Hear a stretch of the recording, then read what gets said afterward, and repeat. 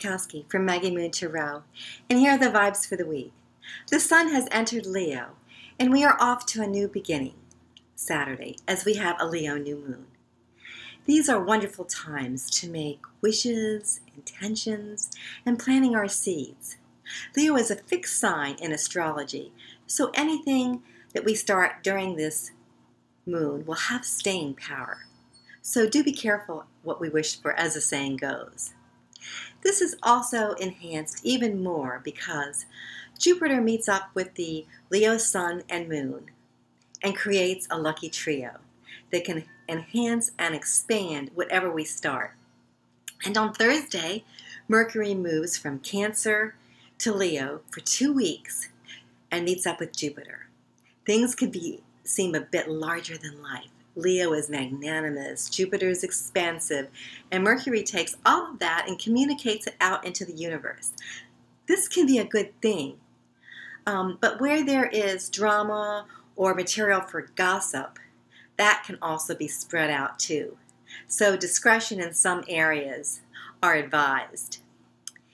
And for the reading this week, I'm using the Cat's Eye Tarot by Debra M. Givin, who is the Doctor of Veterinary Medicine. And the deck is published by U.S. Games. And cats can be our spiritual guides. They're intuitive, mysterious, curious, and they pick up on our body language. They're often perceived as psychic. We can learn to read their moods by how they hold their tail, their ears, and their behavior. So they are perfect teachers to guide us with readings. So at the beginning of the week, the Two of Wands came up. And wands in this deck are represented by red tabbies. And twos are about choices. And wands, they have that excitement. And this ambitious tabbie is going out on a limb to get what he wants. And he's after a lizard on a lower branch. And the yellow hues in the card, they represent the active energy, that Leo quality. And he reminds us that we have the power to make things happen, to be fearless, be bold with our plans. His agility shows us we can be flexible when necessary and position ourselves ready to make our move. This doesn't have to be in a physical nature, but also flexibility mentally and emotionally.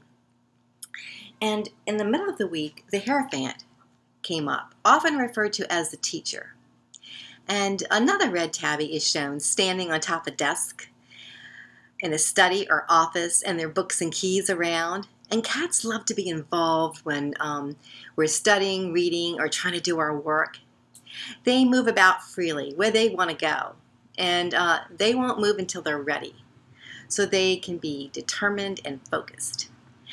We might find ourselves midweek studying up on some information that will help us move forward with our plans. The Hierophant may represent a body of information or group we need to access for our research. This is where we're in the implementing stage of our plans. There can also be an element of social order. Do we feel free to step out when plans seem too rigid? Can we make a pivot? Will we stop saying yes when we mean no? This is turning down projects or invitations gracefully in order to accomplish what we need to focus on. The card that came up for the end of the week is the Knight of Swords. And Siamese are talkers, and the suit of swords are about thoughts and communications. The blues in this card indicate a coolness of attitude. And knights are all about quests. This Siamese is alert. She has something to say, and she is not going to stop until she gets her point across. She may be direct and blunt. So this energy can bring someone that can help us with a solution or an opinion that can be helpful. But we may have to take the energy in measured dosages. Sometimes when we're on a mission, we forget to be careful on how we deliver our message, how it will be received. The advice at the end of the week is to be alert at the energy swirling around us.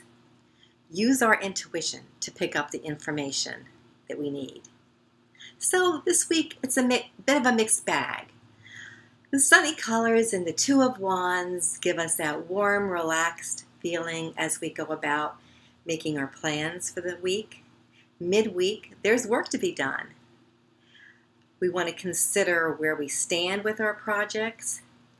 And at the end of the week, it's how do we communicate? So don't shoot the messenger. Their actions might be helpful in the end. So it's always good to think about how our message might be received. With the Hierophant and Knight making their appearance, look for the helpers. I pulled one extra card from Mary Nail's rune deck. Bunyo.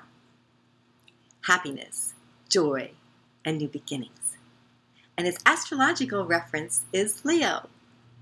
A line from the song by Ana DeFranco, Joyful Girl, came to mind. I do it for the joy that it brings, because I'm a joyful girl, because the world owes us nothing. We owe each other the world. And the Feng Shui aspect for the week I wanted to look at was how we could circulate the qi and energy. The word Feng Shui means wind and water. Wind chimes, wind dancers, flags, banners, and mobiles can uplift and enliven the qi either inside or outside our home or office. Placed outside from our porch, deck, or eaves, they can circulate and bring in good energy. Their movements have a visual appeal.